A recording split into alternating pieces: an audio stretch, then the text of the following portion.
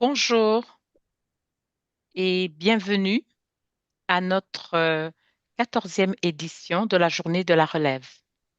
Je m'appelle Janine Akizimana, je suis membre du Réseau international des femmes pour la paix, pour la démocratie et la paix, et plus précisément, je suis adjointe à la coordination de la section du Canada. Je vous présente Perpétue Muramutsi, qui est la coordonnatrice du Réseau international des femmes pour la démocratie et la paix, section Canada, avec qui nous allons co-animer cette célébration. Au nom du Réseau international des femmes pour la démocratie et la paix, nous vous accueillons pour une rencontre dans le cadre de la journée dédiée à la relève, relève que vous représentez. Aujourd'hui, nous célébrons la 14e édition de la relève que nous avons créée en 2011. Le thème du jour est L'avenir sera ce que nous en ferons. L'avenir sera ce que nous en ferons. Vous aurez alors l'occasion de découvrir notre lauréat qui a déjà apprivoisé ce thème au quotidien dans des actions qu'il mène dans la consolidation de la paix et de la démocratie dans la région des Grands Lacs africains. Nous aurons également l'occasion d'écouter Achille Kaman, qui n'a pas pu être présent aujourd'hui avec nous, mais qui nous a envoyé son message par vidéo.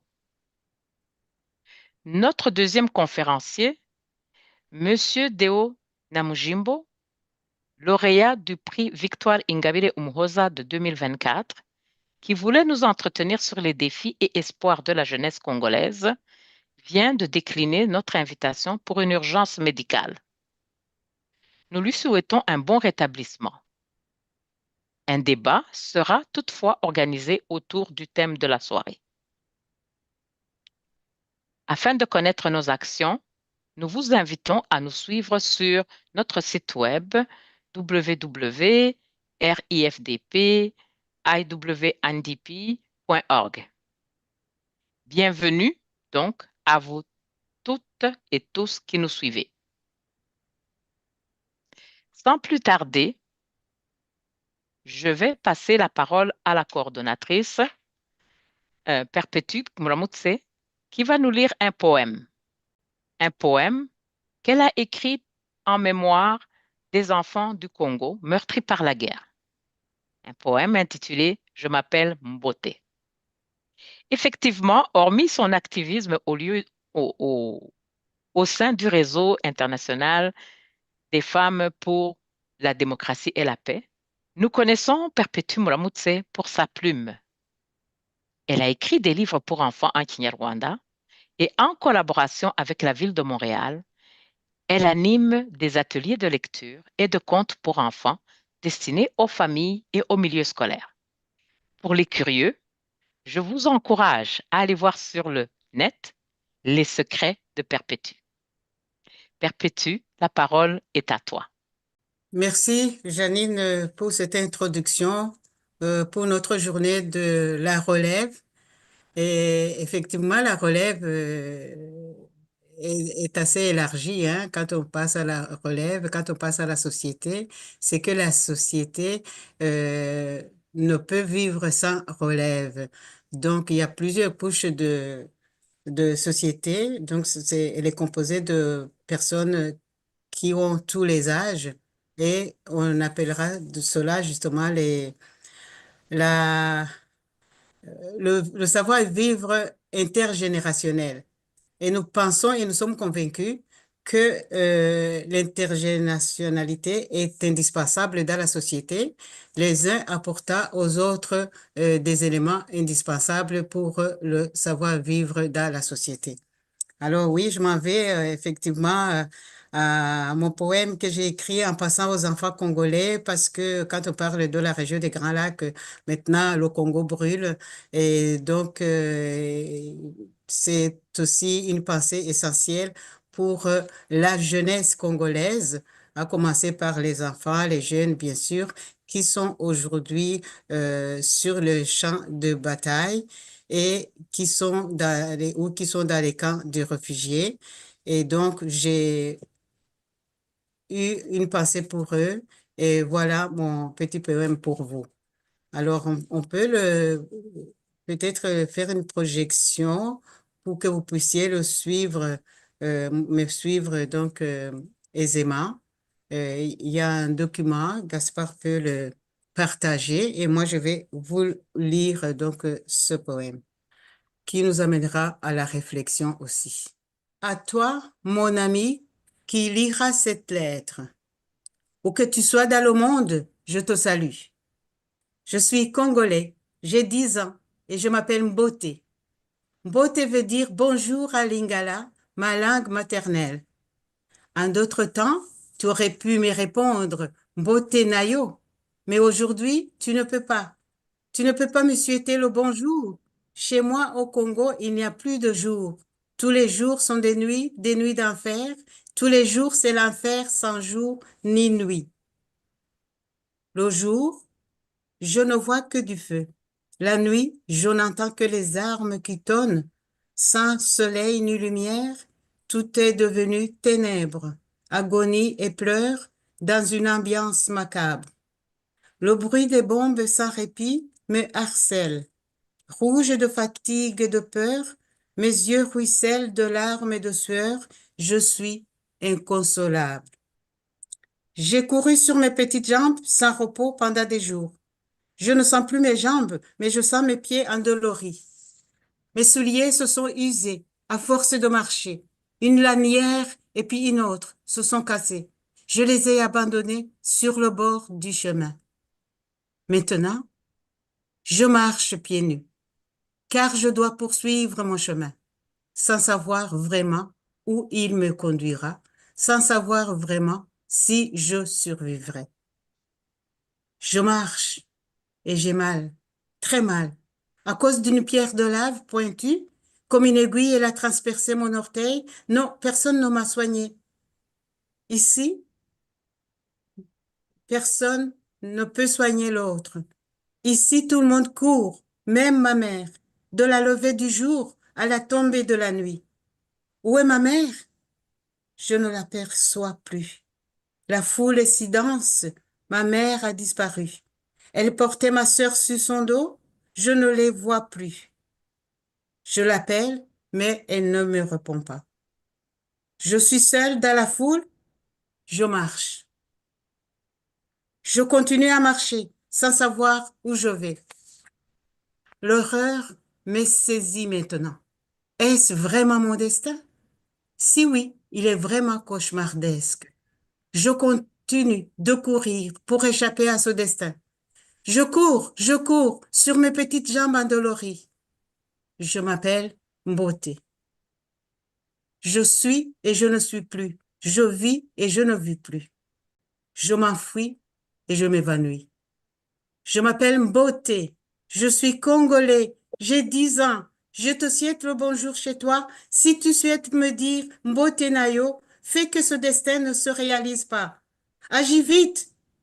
Sinon, je te dis adieu. Je ne te dis pas au revoir. Je te dis adieu. Adieu.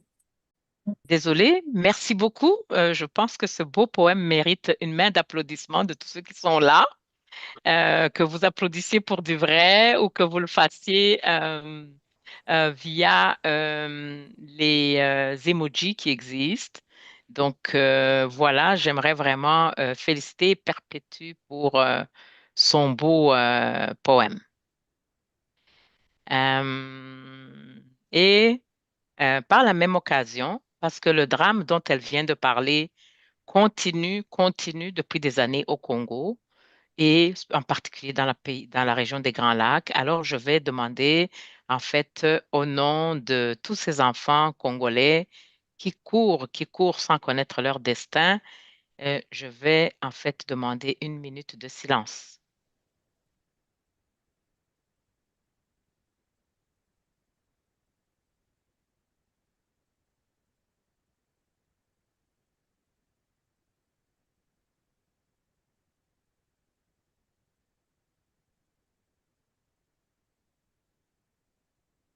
Merci à vous.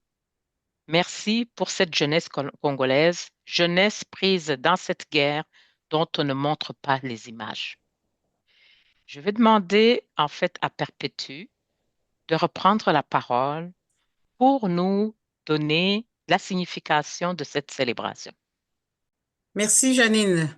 Quelle est la signification de cette célébration? Effectivement, il faut qu'on le rappelle parce que d'ailleurs, nous avons remarqué qu'il y a quand même plusieurs personnes aussi qui ne sont probablement pas au courant de ce que cette célébration existe depuis maintenant 14 ans. Alors, vraiment, nous avons tenu bon et parce que nous y tenons aussi. Une société sans relève, c'est une société déjà morte, en fait. C'est-à-dire sans relève, dans le sens que la relève doit être éduquée, la relève doit être instruite, la relève doit connaître l'histoire et la relève doit agir. Et si la relève n'agit pas, eh bien, ça veut dire que justement, la société ne peut absolument pas continuer. Ça va être une société qui végète et qui n'a pas d'essence. Alors, c'est important qu'on crée des rencontres, des espaces intergénérationnels pour permettre à cette jeunesse de s'approprier des repères afin qu'elle puisse se recréer elle-même une vision sur la société.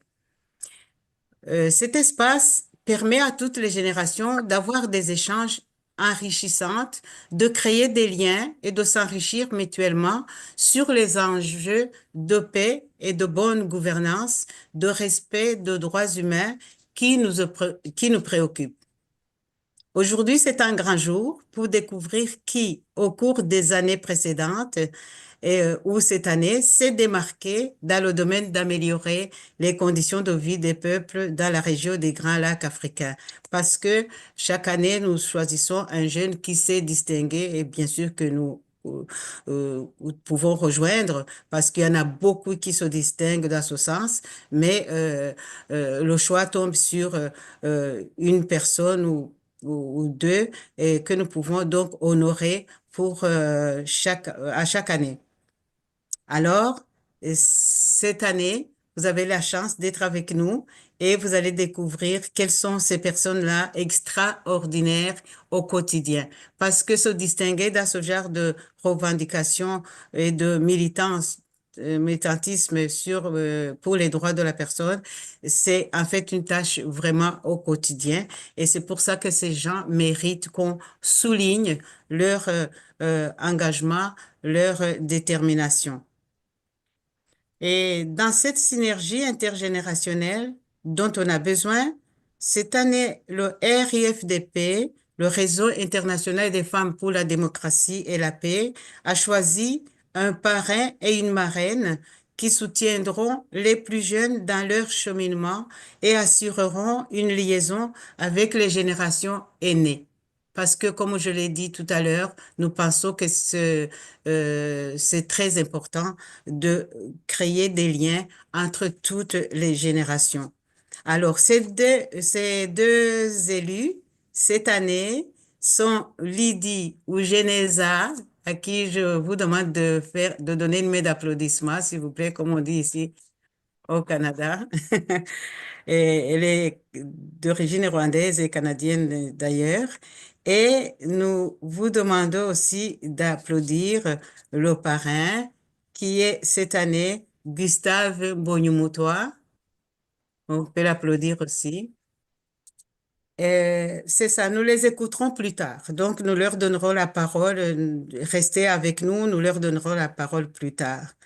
Un grand merci donc euh, qu'ils aient accepté ce rôle, qui va certainement leur demander des efforts supplémentaires en plus de ceux dont ils s'occupent habituellement. Alors, je repasse la parole à Janine. Merci. Merci beaucoup, Perpétue, pour cette première introduction de notre activité. Là, j'aimerais poursuivre en fait notre activité par le message que Achille Kamana va nous transmettre. Donc, je vais demander sûrement à Gaspard Moussavier-Mahana de se préparer pour nous montrer la vidéo. Mais en attendant, je voudrais vous présenter quand même Achille Kamana pour vous dire que c'est un Rwandais qui vit au Canada. En fait, c'est un Canadien d'origine rwandaise. Face aux oppressions dont il a fait face dès le bas âge, il a choisi de militer pour apporter sa part dans la lutte pour le respect de la dignité humaine au Rwanda et ailleurs dans le monde. Il croit en l'état de droit et l'éducation populaire. C'est dans ce cadre qu'il participe en tant qu'animateur chroniqueur dans différentes émissions qui sont diffusées sur la chaîne YouTube Radio Iteme. Il est membre fondateur de l'Alliance rwandaise pour le changement, mouvement politique qui vise l'instauration d'un véritable état de droit au Rwanda à travers l'ouverture de l'espace politique. Nous l'avons déjà reçu, en fait, lors de la 11e édition de la journée de la relève comme panéliste. Je vous remercie. Alors, je vais demander qu'on passe la vidéo pour entendre son message. Bonjour, je m'appelle Achille Kamana. Je vis au Canada. Je suis euh, un Rwandais qui tient à cœur les conditions de vie des Rwandais, que ce soit à l'intérieur du Rwanda et même à l'extérieur. Il me fait honneur de prendre la parole dans cet événement organisé par le réseau international des femmes pour la démocratie et la paix. Et je tiens à remercier celles et ceux qui m'ont donné cette opportunité pour que je puisse adresser un petit mot concernant la jeunesse rwandaise qui tente, malgré les différentes embûches, malgré les différentes facettes de l'oppression sanguinaire, de l'oppression indigne du Front patriotique rwandais dirigé par Paul Kagame. La jeunesse rwandaise a toujours été instrumentalisée de régime en régime, mais sous le régime du Front patriotique rwandais, cette jeunesse est carrément exploitée dans toutes les formes possibles. C'est une jeunesse qui, en premier, a été privée de l'histoire véritable de notre pays, une histoire qui a été teintée par des succès, par des histoires assez motivantes, assez positives, mais aussi par des drames. Et face à ces drames, la vérité, jusqu'à présent, n'a pas été exposée à cette jeunesse. En outre, c'est une jeunesse qui fait face à un système qui muselle toute forme de liberté d'expression et par conséquent qui assassine toute logique intellectuelle dans le pays. Par là, je veux dire que l'éducation au Rwanda fait pitié. C'est une éducation qui ne permet pas le développement du capital humain, qui est le signe d'un véritable développement et d'une véritable émancipation de toute société.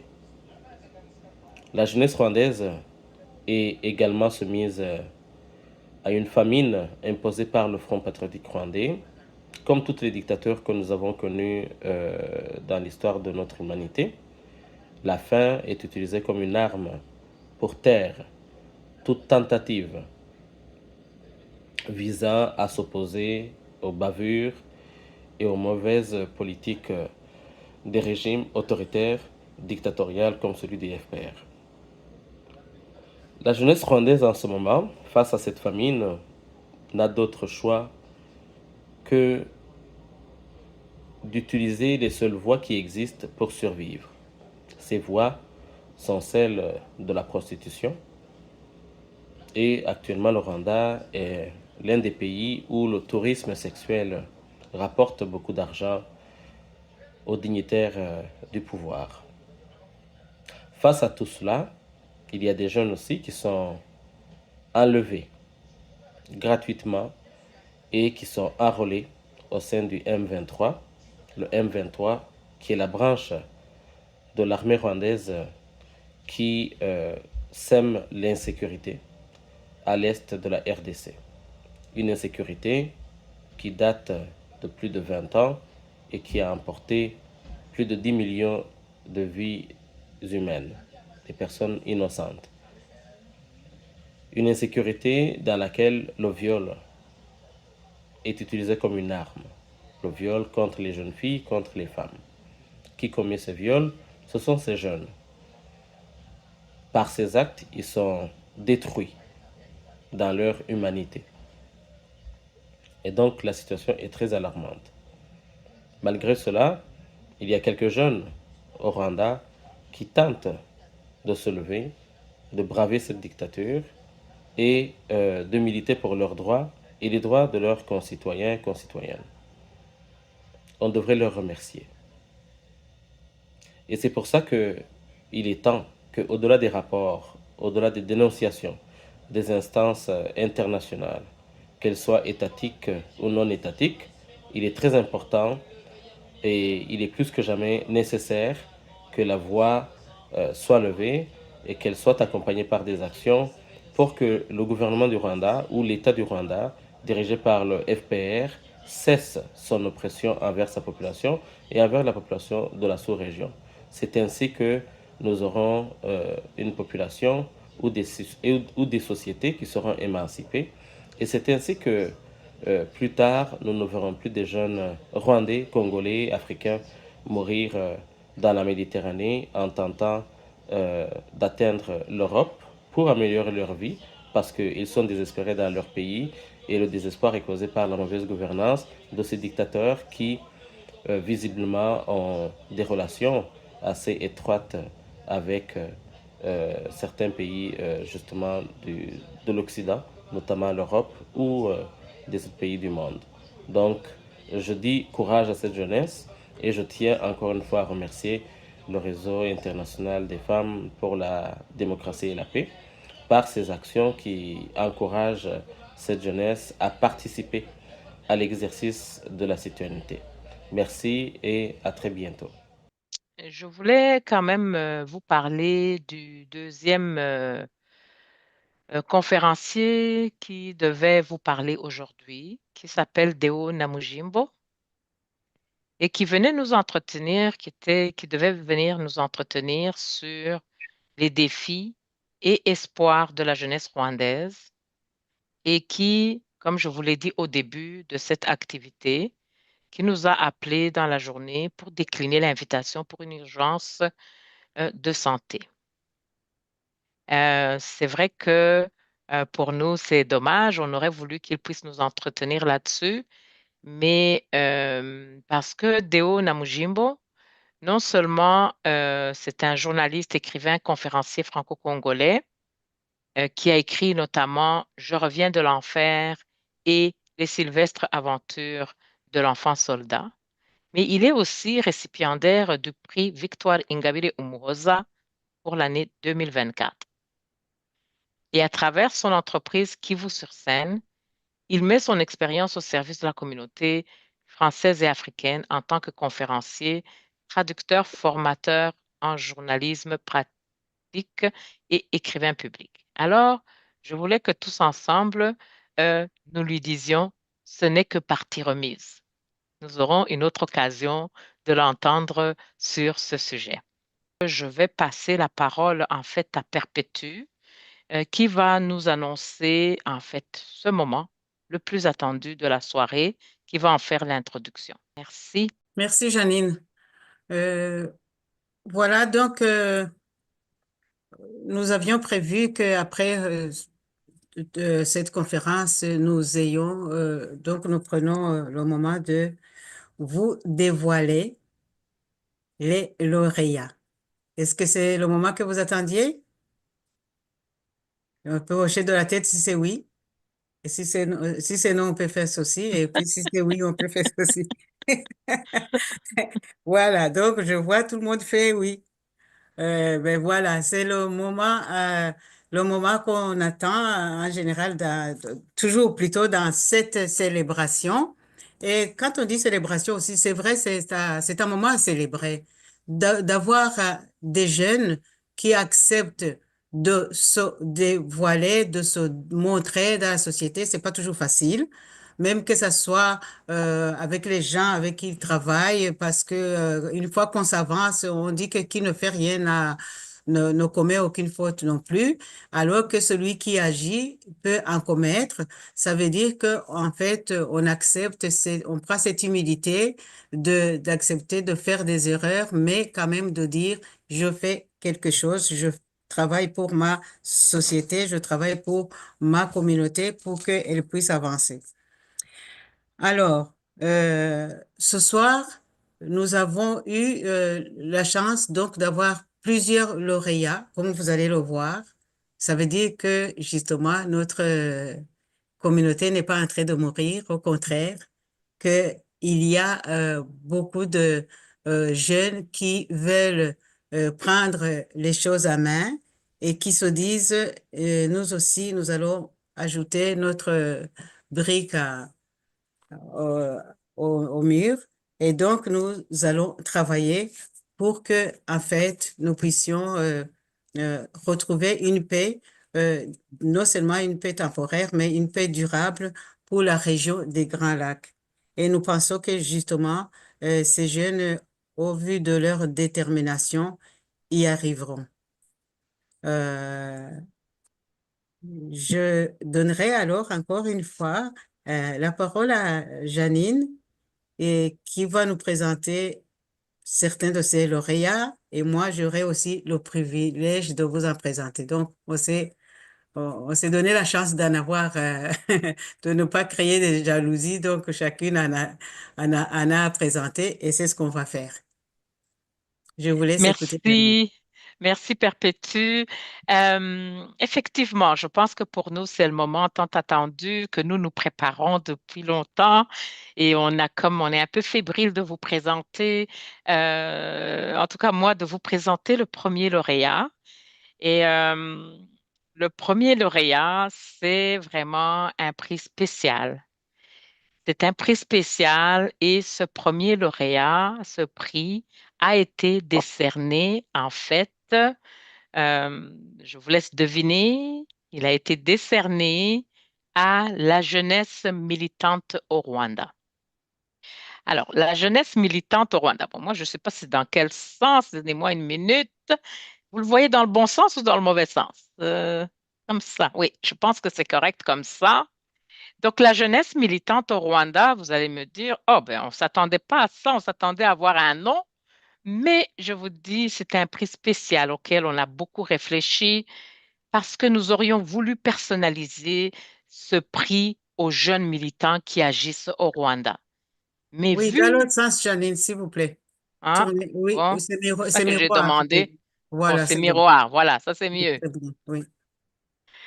Euh, alors, Euh, nous aurions voulu effectivement personnaliser ce prix pour un ou deux ou trois jeunes qui agissent au Rwanda, parce que nous savons qu'il y en a beaucoup.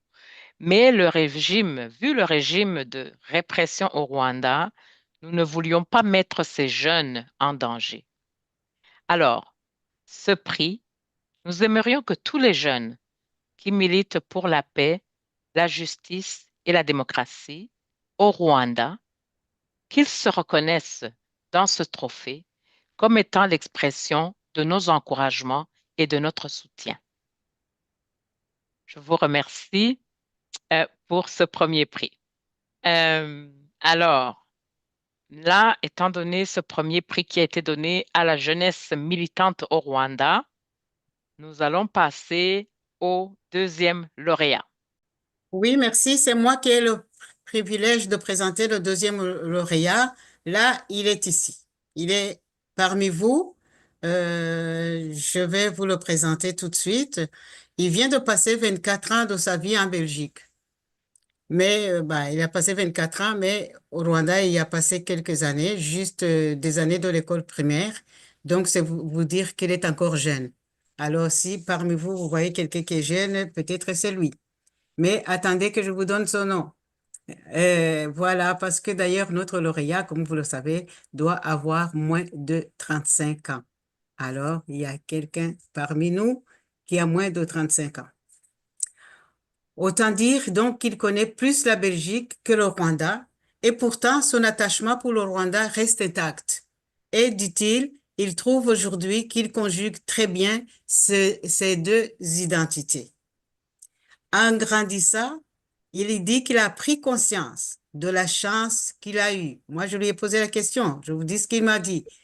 Il dit que sa famille a survécu à la tragédie rwandaise, mais que ses parents lui ont toujours parlé de cette chance qu'il a reçue, qu'il a eue de s'être sorti miraculeusement de cette tragédie. En prenant conscience de ce cadeau, il a compris il a compris que donc il a reçu beaucoup et que donc celui qui reçoit beaucoup doit aussi rendre beaucoup. Je vous dis qu'il s'est vraiment donné une mission. Il dit que les privilèges qu'il a reçus, il doit lui aussi les rendre aux autres et que donc il se sent des responsabilités par rapport à à ce parcours de sa vie. Étant belge maintenant, en plus, il dit qu'il se sent une responsabilité d'agir comme belge et de prêter sa voix à défendre les droits humains puisqu'il est sur une terre qui le lui permet. Bravo. Il dit que ses responsabilités, euh, il les voit aussi, ses responsabilités, il les voit aussi dans l'utilisation autant que possible de ses talents pour soutenir la vie de ceux qui n'ont pas eu la même chance que lui, que ce soit au Rwanda, que ce soit en République démocratique du Congo ou même en Belgique, afin qu'ils puissent eux aussi connaître un niveau de bien-être aussi élevé que possible. Concrètement, voici en quoi il s'engage. Il s'engage en se prononçant contre l'oppression que subit le peuple rwandais et en attirant l'attention sur la violence terrifiante et incessante qui sévit en République démocratique du Congo. En Belgique, il a déjà exprimé son point de vue à travers divers médias tels que des documentaires et même des films concernant la cohabitation, le vivre ensemble entre les Belges d'origine et ce qu'on appelle les nouveaux Belges, les Belges donc issus de l'immigration. Vous voyez donc qu'il travaille dans tous les sens vraiment pour le bien-être de la population. Il espère que dans les années à venir, il va contribuer à une solution durable pour la région des Grands Lacs, dans le but d'atteindre le plus haut niveau de bien-être et de prospérité pour ces peuples. Il se dit profondément responsable et il le sent vraiment. Il sent la responsabilité du rôle qu'il a à jouer pour le Rwanda et les Rwandais. Et il dit qu'il ne veut en aucun cas, mais en aucun cas, fuir cette responsabilité. Voilà, vous l'avez parmi vous, qui est le plus jeune ici, c'est Willy. Willy Kabera, c'est lui qui reçoit ce soir le prix Jeunesse engagée pour 2024. On peut lui donner une main d'applaudissement, ça vaut la peine. Voilà. Félicitations, Willy. Merci beaucoup. Merci. Félicitations, Willy. Ouais. Je pense qu'il manque un geste de part de Perpétue, le trophée.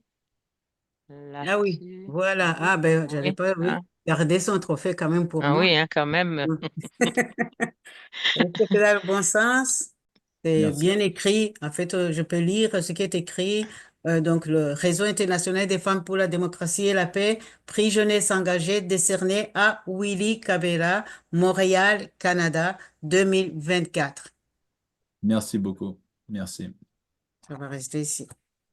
Merci. Je pense que après avoir eu un tout petit peu de nos émotions, nous allons demander à Willy de prendre un verre d'eau et puis de nous dire comment il se sent. Voilà, je l'avais déjà avec moi. En tout cas, pour moi, merci beaucoup pour ce signe d'encouragement que vous m'accordez. Et c'est avec grande humilité et une pleine conscience de la gravité de notre situation que je reçois ce prix. Je vous remercie également de me donner l'opportunité de transmettre un message au peuple rwandais et à tous ceux qui sont concernés ou impliqués dans notre cause lors de cette cérémonie. Malheureusement, je vais vous raconter une histoire qui ne vous apportera pas de joie. Mais bon, avant de me concentrer sur le cœur de mon message, je tiens quand même à exprimer ma profonde gratitude envers vous, Janine, Perpétue, vos collègues, euh, donc en particulier le Réseau international des femmes pour la démocratie et la paix, pour justement ce signe d'encouragement. Et bien sûr aussi à Radio Engingi et Gaspard Moussabima Anna, qui nous permet et qui nous offre cette occasion de nous rencontrer de manière aussi efficace et confortable. Et bien sûr, je vois mon parrain, ma marraine et beaucoup d'autres avec eux. Et il y a encore centaines de personnes que je souhaite remercier, mais j'espère quand même avoir l'occasion de le faire tout au long de l'année à venir. Mais maintenant, ce qui me semble crucial de partager avec vous, c'est ce qui suit. Il est grand temps que nous fassions face à notre situation, que nous acceptions les faits et que, par conséquent, nous agissions de manière appropriée. Dépeignons la situation actuelle au Rwanda. Après 30 ans de règne du régime du FPR, ce dernier est responsable de millions de morts. Quand je dis millions, je ne parle pas de un, pas de 2, pas de 3, ni 5 ou 10, mais bien 15 millions de morts causés par le chaos, l'instabilité et la mort qu'ils ont instauré au Rwanda, en République démocratique du Congo et plus largement dans la région des Grands Lacs. Et ce chiffre n'est pas le mien, mais il est cité dans plusieurs rapports des Nations Unies par exemple. L'un de ces rapports, que je partagerai avec vous dans le chat de cette conversation, décrit les crimes commis par le régime rwandais dans l'Est du Congo. On y met notamment l'accent sur l'utilisation du viol comme stratégie de déstabilisation. On y parle d'enfants pendus au sein de leur mère assassinée. Ces histoires ne relèvent pas d'un passé lointain, mais bien de notre époque contemporaine.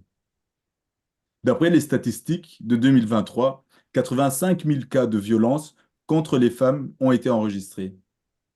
Nous pouvons tristement conclure qu'au cours de l'heure et demie que dure notre conversation, 15 femmes seront probablement victimes d'abus.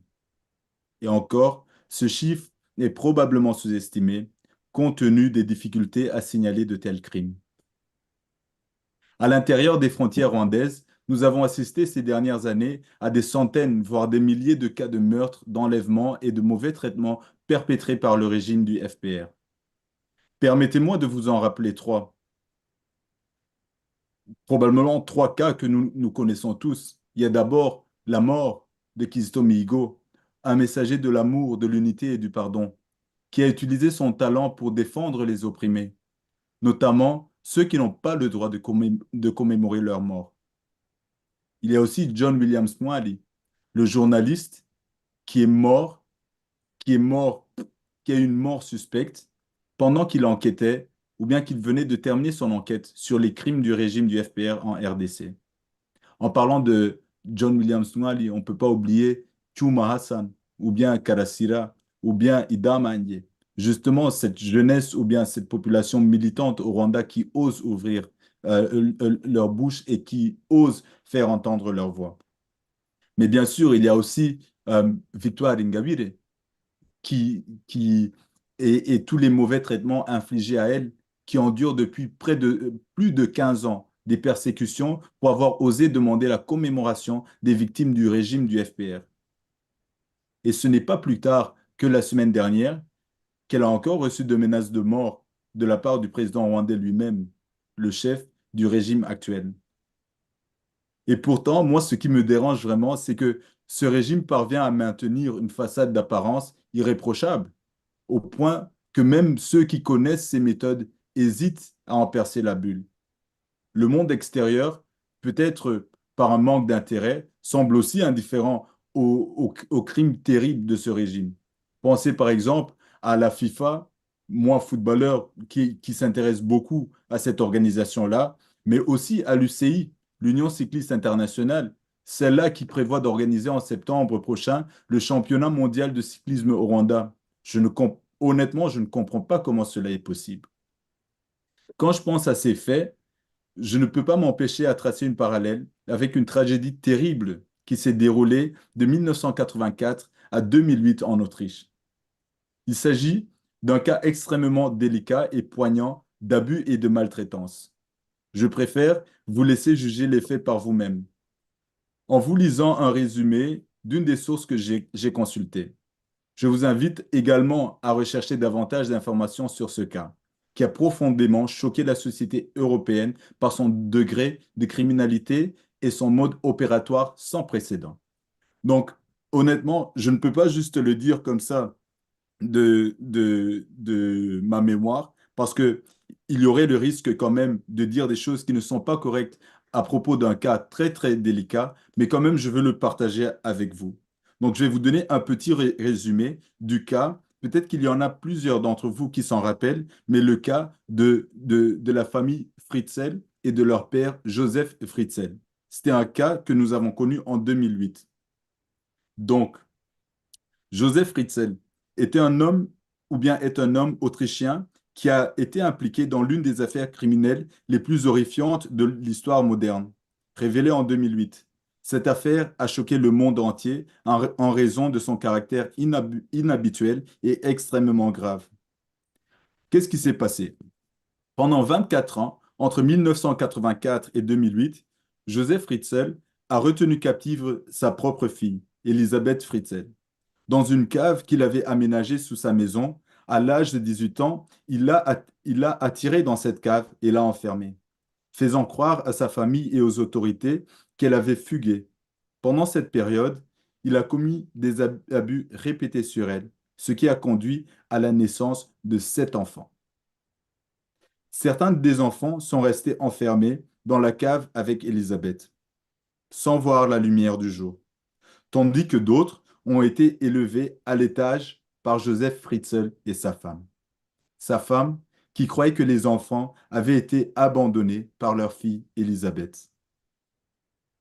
Ce n'est qu'en 2008 qu'il y a eu la découverte et l'arrestation. Parce qu'en 2008, l'un des enfants, gravement malade, a été emmené à l'hôpital, ce qui a conduit à la découverte de l'affaire. Élisabeth, alors, a pu parler aux autorités et révéler ce qu'elle avait vécu.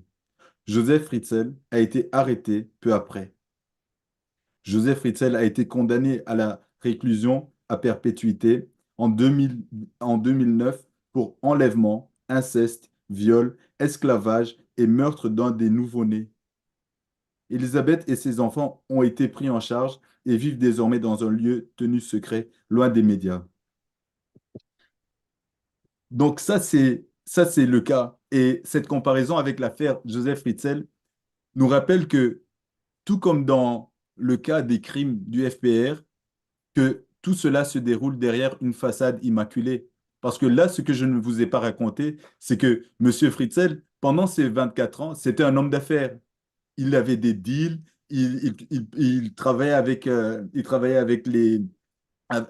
différentes associations, avec toutes les autorités, tout ça, tout ça, tout ça. Donc, la vie continuait comme s'il n'y avait de rien. Donc, un peu comme tout ce qu'on voit maintenant avec le FPR. Mais bon, je vais m'en arrêter là pour cette histoire-là, ou bien plutôt pour cette partie-là.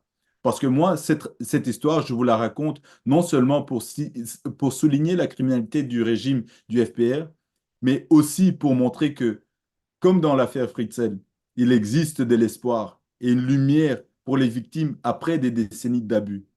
Ces victimes ont fait preuve d'un courage et d'une résilience extraordinaire pour surmonter leur traumatisme. La fille abusée, Elisabeth, a montré une force remarquable en prenant ses responsabilités, en redressant la tête et en permettant un avenir meilleur. Elle mérite tout notre respect et notre admiration pour l'exemple qu'elle a donné. Mais nous aussi, mais n'oublions pas non plus le rôle des autres parties. Il y a eu le médecin et les médecins qui ont assumé leurs responsabilités. La justice qui a jugé équitablement et appliqué les sanctions appropriées. Et les services de sécurité qui lui ils ont offert et continuent à l'offrir la protection nécessaire.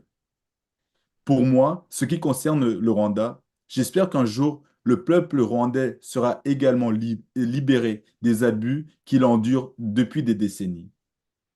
Mais vous comprenez très bien que nous portons une immense responsabilité, que ce sera à nous de définir l'avenir du peuple rwandais.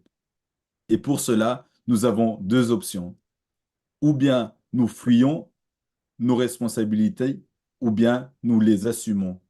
Mais en tout cas, l'avenir sera ce que nous en ferons. Merci. Merci beaucoup, Willy, pour ce beau message, je dirais, très réfléchi, mais aussi émouvant de notre triste réalité. Puis, je pense que tu mets le point sur quelque chose qui nous heurte beaucoup, tous ceux qui continuent à militer, c'est que euh, la vie continue pour beaucoup d'entre nous, comme si de rien n'était, pendant que des ravages continuent. Et d'où le poème aussi, dont je voulais faire le lien avec le poème de Perpétue, qui a parlé justement de tous ces enfants qui vivent toutes ces atrocités et dont on ne montre pas les images. Alors, merci beaucoup, Willy, pour ce beau message, pour ce beau témoignage. Je vais en fait demander à Perpétue Muramutse de présenter la marraine avant qu'on ne lui passe la parole. Ça veut dire la marraine Lydia Ougenese. Oui, merci, Janine. Donc, oui, je vais présenter Lydie ou Genesa. Oui, elle est là. Lydie, en fait, on se connaît quand même. Je la connais très bien ici au Canada. C'est voilà une militante euh, que nous avons ici au Canada. Elle n'habite pas à Montréal, elle habite un peu plus loin. Je crois qu'elle a choisi la capitale du Canada. Nous sommes à Montréal, mais on la voit souvent. Elle vient assister à nos rencontres ici. Elle fait le voyage. Donc, c'est pour dire que vraiment, elle croit au militantisme dans ce sens parce qu'elle fait le voyage pour rejoindre les activités quand il y en a ici à Montréal. Et donc, euh, comme elle se décrit, elle dit qu'elle a passé une majeure partie de sa vie en fait à l'étranger. Pendant ses 20 premières années à l'exil, donc exilée du Rwanda. Le Rwanda, en fait, c'était son pays d'origine, oui, mais elle n'y connaissait pas, elle ne connaissait pas grand-chose de ce qui se passait aujourd'hui au Rwanda. Et elle connaissait seulement cette histoire qui était tragique et très douloureuse pour elle et sa famille ainsi que pour d'autres. Mais c'est seulement au cours de la dernière décennie, en fait, qu'elle s'est sentie interpellée sur ce qui se passe au Rwanda, sur son identité, sur la reconnexion avec ses racines.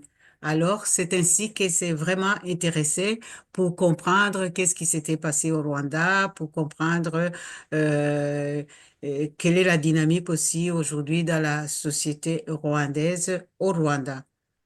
Alors, elle a découvert qu'en fait, il y avait une grande histoire occultée et qu'elle, elle n'avait pas comprise, que donc elle connaissait seulement le récit officiel du Rwanda. De ce fait, alors, ça l'a marqué beaucoup parce qu'elle ne savait pas qu'il y avait en fait des gens autres que ce qu'elle entendait, qu'il y avait des personnes qui, dans l'ombre, souffraient aussi beaucoup de l'injustice et qu'il y avait une grande impunité au Rwanda. Et c'est pour ça qu'elle a commencé à œuvrer pour que cette histoire soit connue et que, en fait, l'histoire soit juste, tout simplement pour que les droits de la personne et pour que la vérité et la justice soient un exercice ordinaire au Rwanda. Et donc, c'est pour ça qu'elle s'intéresse à notre activité aussi et qu'elle a accepté d'être la marraine de cette édition. Alors, merci Lydie. Et je pense qu'on va lui passer directement la parole euh, pour donner son message par rapport à son grand rôle de marraine. Merci. Euh, Merci beaucoup, Perpétue. Euh, je m'excuse déjà d'avance. J'ai une voix rauque.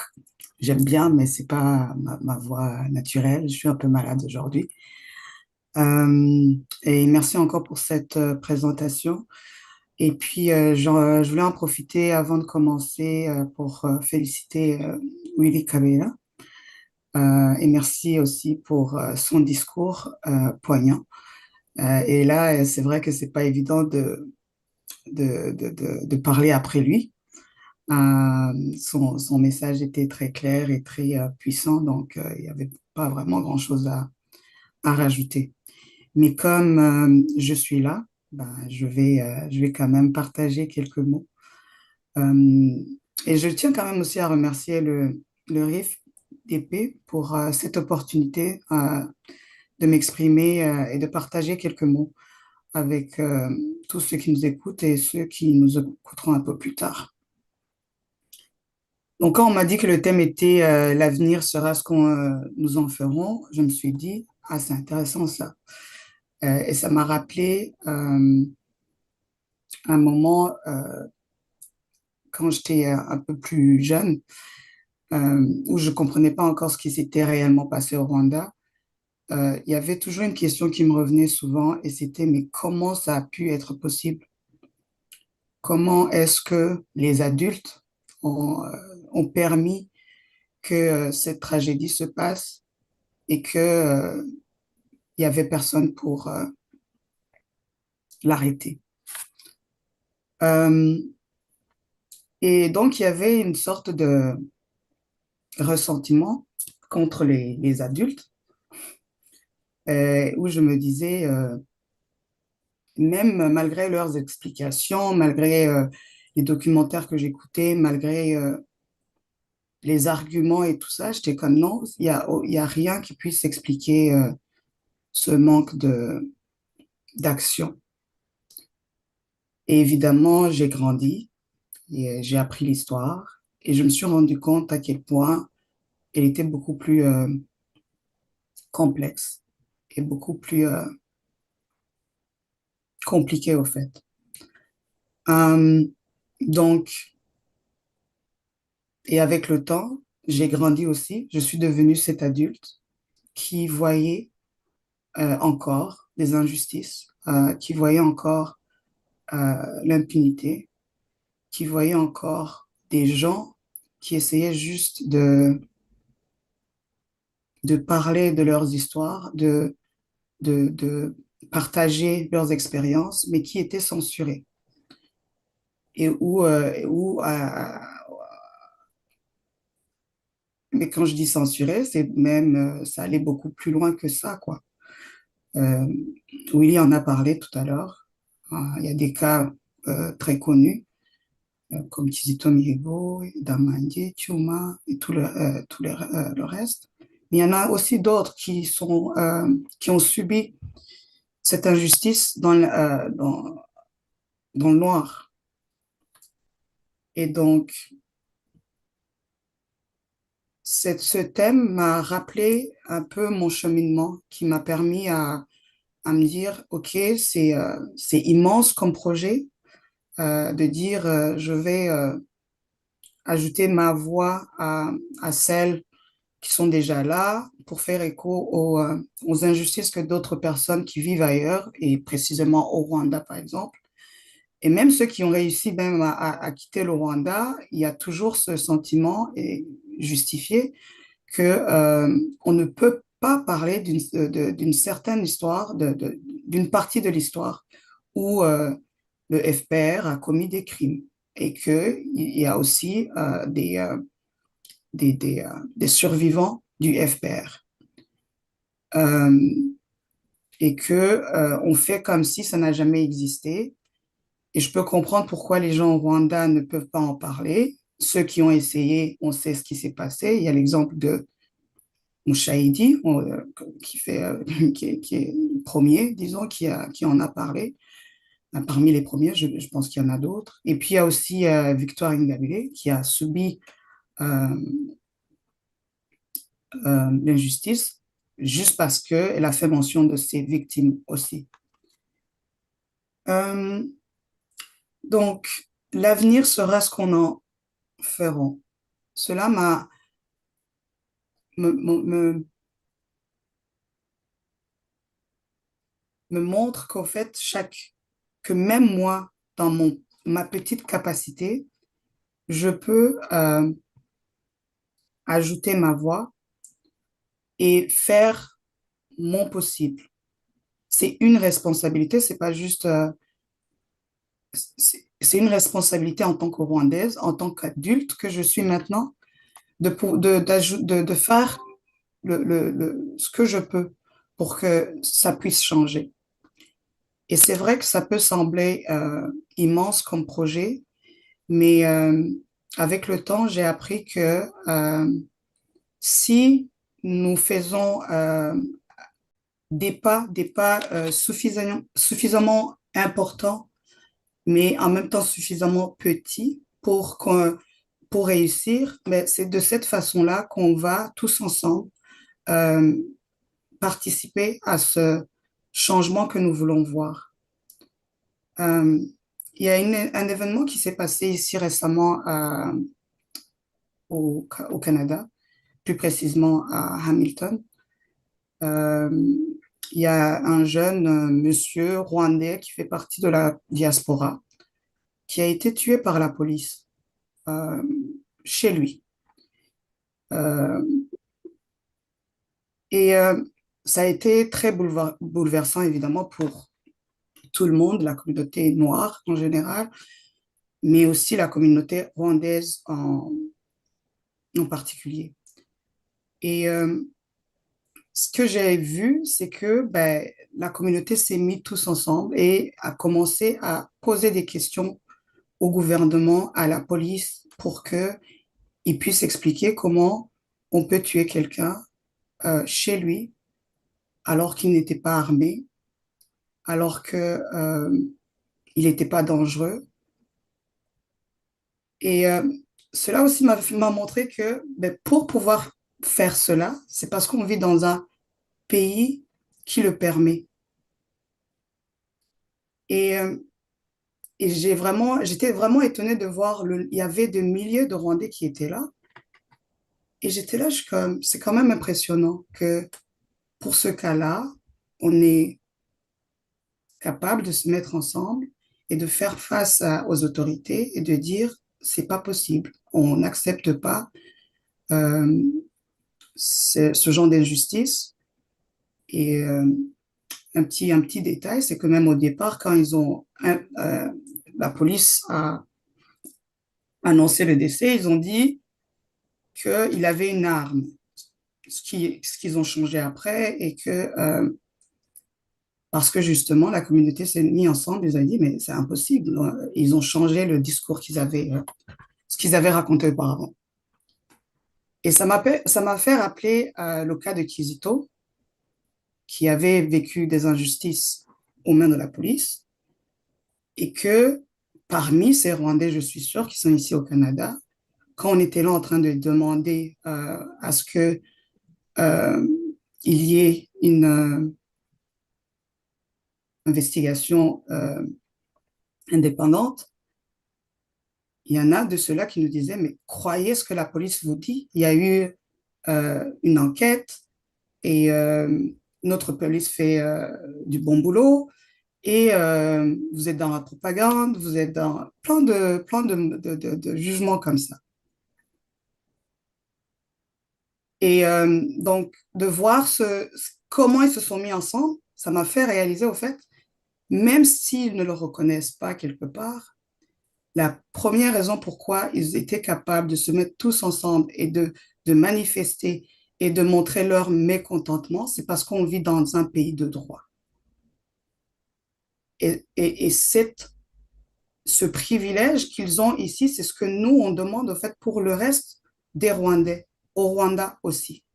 Pourquoi pas? Pourquoi on voudrait que cette justice nous soit réservée qu'à nous et pas aux autres?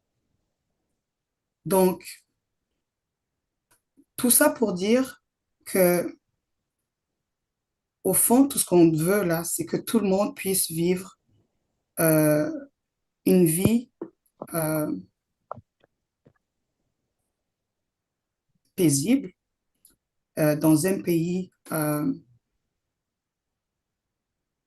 de justice qui suit les lois, qui suit la Constitution, et que toutes les personnes qui font abus de leur pouvoir puissent euh, payer, tout simplement. Et pour ça, c'est de continuer malgré tout. Et je vous le dis, c'est pas évident. Les attaques qu'on reçoit, ça fait pas longtemps que je suis engagée dans cette cause. Et il y a des moments où tu te dis, mais à quoi ça sert tout ça? Mais heureusement qu'on est nombreux quand même. Et donc, quand euh, il y a des moments de fragilité, des moments de découragement, il y a des autres qui continuent. Et je voulais aussi profiter de ce moment justement pour dire à tous ceux qui sont engagés, qui font des petits gestes ici et là, que ça ne passe pas inaperçu. Euh, à des moments où on se dit, moi j'arrête, mais il y a ces autres voix qui nous rappellent pourquoi on le fait et que c'est une juste cause et que si nous, on est incapable de peut-être en profiter, mais que la relève puisse en profiter. Donc voilà, je vous remercie. Mais je voulais dire un grand, grand merci pour ce message émouvant et profond, surtout profond, et surtout qui nous ramène à quelque chose que nous tous, pour lequel nous nous battons, c'est-à-dire euh, une forme d'harmonie dans le sens de la démocratie, de la paix, de la justice sociale. Parce que je pense que nous tous ici, nous nous rendons compte à quel point nous sommes privilégiés de pouvoir vivre ces trois concepts-là pendant que d'autres de nos compatriotes ne peuvent pas le vivre. Alors, vraiment, Lydie ou Genéza, merci beaucoup pour ce beau discours de la marraine de l'événement. Alors, sans plus tarder, je vais pouvoir continuer avec le parrain de l'événement, qui est Gustave Mbonyumutwa, qui est en fait, je dirais, belge d'origine rwandaise, membre actif de l'association Jambo, dont il a été président d'ailleurs de 2018 à 2020. Il est connu pour son engagement indéfectible en faveur d'une réconciliation entre les Rwandais et pour la reconnaissance de toutes les victimes. Il publie assez régulièrement sur les questions de la mémoire, de la réconciliation et de la justice et intervient dans des débats et conférences autour de ces thèmes. Gustave est reconnu pour sa capacité à réaliser des projets et à rassembler autour d'un même idéal d'un même idéal, ainsi que pour son soutien à la jeunesse engagée. Alors, je vais donner la parole à Gustave en espérant que j'ai assez bien décrit ce que je connais de lui. Voilà, merci. Merci beaucoup, merci de me donner la parole. Petite précision, je préfère dire que je suis belge de naissance, je suis rwandais de naissance et belge d'adoption, plutôt que dire belge d'origine rwandaise, parce que ma première personnalité et celle, je pense que nous partageons tous, c'est la personnalité rwandaise. Nous sommes tous des Rwandais et chacun a été adopté par un autre pays du fait que nous sommes en exil, nous sommes réfugiés depuis des années. Et pour le reste, merci pour ces descriptions qui correspondent très bien à ce que j'aurais pu moi-même décrire. C'est très gentil. Alors, mon mot va certainement s'adresser à tous les lauréats, commencer par ceux qui sont au Rwanda, ensuite à Willy, Et je voudrais aussi saluer la marraine de l'événement, avec qui j'ai le grand plaisir et l'honneur de partager le parrainage ce soir. Je salue tous les membres du réseau international des femmes pour la démocratie et la paix, tous leurs membres, sans exception, Belgique, Canada, Hollande, etc. Je pense que vous faites un travail magnifique, constant et tellement important depuis plusieurs années, voire même plus d'une décennie. Donc je vous salue tous, où que vous soyez, tous et toutes, évidemment. Et aussi un petit mot à Monsieur Namujimbo qui n'est pas là. Donc j'espère que lorsqu'il reverra ça, il verra que nous l'avons salué parce que c'est un monsieur qui mérite d'être connu et reconnu pour ce qu'il a fait. Alors, nous sommes parfaitement après 30 ans, une trentaine d'années après le printemps 94, et nous serons tous d'accord de dire que petit à petit, ceux qui n'ont pas connu les événements des années 90 sont de plus en plus nombreux. C'est le principe même des générations qui se renouvellent. Et donc, Willy fait partie de celle-là. Après 30 ans, on est forcément face à une population rwandaise ou même mondiale qui n'a pas connu ces événements-là. Et donc, c'est une population qui est qui à la fois prend plus d'espace, mais aussi qui est tellement importante parce qu'elle a tellement à apprendre. Elle hérite d'une situation qui n'est pas facile et le prix jeunesse engagée prend son sens lorsqu'on sait qu'on est dans cette configuration. Et donc, parmi cette population, rares sont ceux qui viennent à s'intéresser à l'histoire politique de leur pays. C'est normal, c'est un défi qui existe dans toutes les sociétés. Les jeunes s'intéressent pas forcément à la politique, pas forcément aux problématiques de leur société. Et forcément, quand on a une histoire aussi compliquée que celle que nous avons connue au Rwanda, c'est encore plus difficile.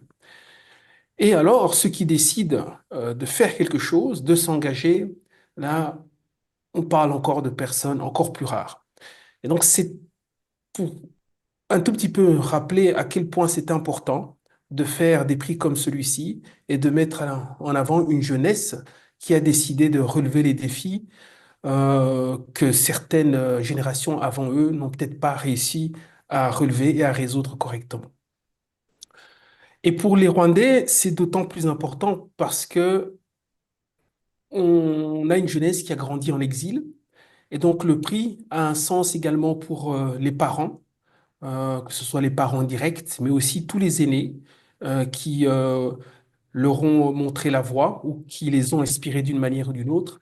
Et donc c'est important de comprendre que quand des jeunes émergent comme cela, c'est parce qu'ils ont autour d'eux un environnement qui les a encouragés et parfois qui les a formés. Et donc ce prix doit être aussi un symbole pour toutes ces personnes. Et je pense que la composition de l'audience ce soir est le parfait exemple de comment, sur plusieurs générations, nous arrivons à transmettre des valeurs importantes pour se battre pour notre histoire, pour notre pays. C'est donc avec honneur que j'ai accepté d'être le parrain de cette édition. Et c'est avec autant de plaisir que j'ai découvert qu'il avait été attribué à Willy. Willy que j'admire de manière assez particulière. J'admire beaucoup sa clairvoyance et le sérieux avec lequel il contribue à son histoire. Sa clairvoyance parce que je me souviens, il y a plus ou moins un mois et demi, 2 mois, on a eu une discussion un soir où on s'était retrouvés dans un événement.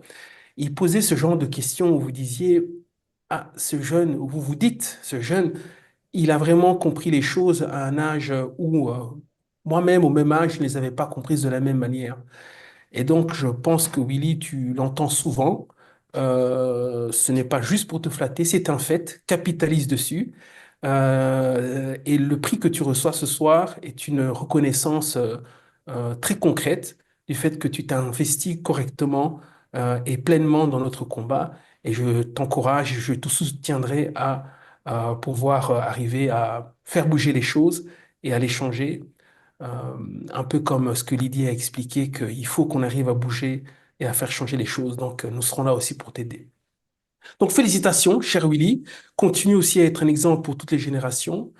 Et j'espère qu'un jour, nous aurons l'occasion de reparler de tous ces moments autour d'une table à Kigali, en toute sécurité et en toute sérénité. Parce qu'il ne suffit pas d'être en sécurité, il faut essayer d'être en sérénité, ne pas avoir peur quand on est à Kigali, de s'exprimer et de vivre. Et c'est finalement le combat que nous menons tous, c'est la destination que nous souhaitons. Donc merci encore, merci beaucoup au réseau, merci à Radio Ening et à Gaspard pour nous avoir accueillis. Merci à toutes les personnes qui nous suivent. Je pense que euh, le message que nous devons aussi porter euh, doit s'adresser à ces jeunes anonymes qui sont au Rwanda. Donc le prix qui a été remis tout à l'heure est un prix d'une valeur inestimable. Il y a tellement de jeunes qui font des choses dans l'ombre, qui aident notamment Victoire ou bien avec lesquels nous sommes en contact. Et ces jeunes n'ont jamais l'occasion d'être reconnus. Donc je pense que ce prix, nous devons en parler. Et peut-être qu'il va falloir qu'on trouve le moyen d'associer à ce prix des choses concrètes comme des soutiens ou des financements pour que ce jeune voit que ce n'est pas seulement un symbole ou un trophée, mais qu'il y a vraiment quelque chose derrière pour les aider aussi dans leur combat. Et effectivement, nous ne citerons pas de nom parce que, non pas parce qu'on a peur de les oublier, mais effectivement parce que il faut les protéger. On ne sait jamais avec ce qui s'est passé au Rwanda. Donc voilà, je terminerai juste en disant que la jeunesse engagée d'aujourd'hui devienne les acteurs éclairés de demain. Et je pense que nous sommes sur la bonne voie avec Willy et avec ces jeunes qui se trouvent au Rwanda. Je vous remercie. Merci beaucoup, Gustave. Merci. Merci beaucoup sur ces paroles pleines de sagesse, Gustave. Euh, Merci encore pour, effectivement, on ne dira jamais assez merci à Willy et aux jeunes qui ont eu le prix Jeunesse engagée, les jeunes rwandais qui s'engagent au Rwanda avec tous les risques que ça demande, que ça crée. La prochaine étape, j'essaie de voir si j'ai d'autres personnes qui nous suivent parce que je vois en partie seulement. Euh, Avant de clore un peu cette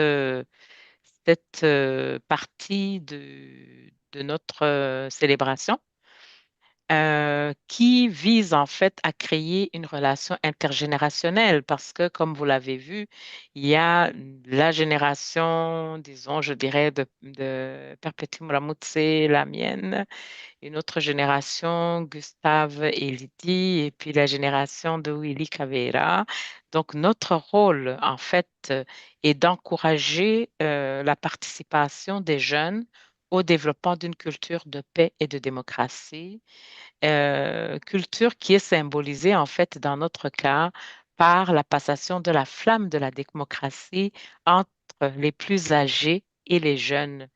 Cela se fait lors des activités de la journée de la relève, mais aussi chaque fois que nous avons l'occasion de parler aux jeunes de la relève.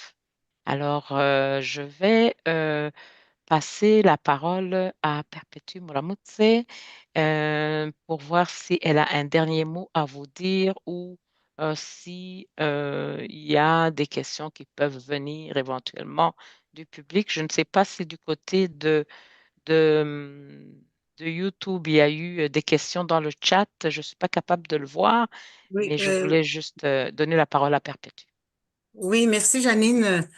Et je vais la prendre, comment dirais-je, joyeusement, dans le sens que donc on a quand même réussi l'activité, même s'il y a eu quelques ratés techniques, mais ça, on n'a pas le contrôle là-dessus. Mais je vous propose qu'on va clôturer. Donc, on va laisser faire les questions parce que l'heure qu'on a promise, on vient de dépasser quelques minutes. Donc, on ne dépassera pas plus. Et par contre, moi, je vous propose notre rencontre. Et vraiment, je crois que ça sera très utile. Si on a une rencontre justement de débat avec la même dynamique et puis peut-être d'autres personnes. On pourrait alors faire un débat sur ce que vous avez dit les uns et les autres. Donc, vais vous proposer de clôturer. Il est déjà moins le quart de 10 heures, hein, c'est ça, Oui. chez vous en Belgique. Et donc, je vais vous proposer de clôturer pour suivre l'heure qu'on avait promis au public. Et on se revoit pour une autre fois. On n'attendra pas l'année prochaine, non. On va organiser une autre rencontre entre-temps aux heures qui vous conviendront. Merci beaucoup à tous et à toutes.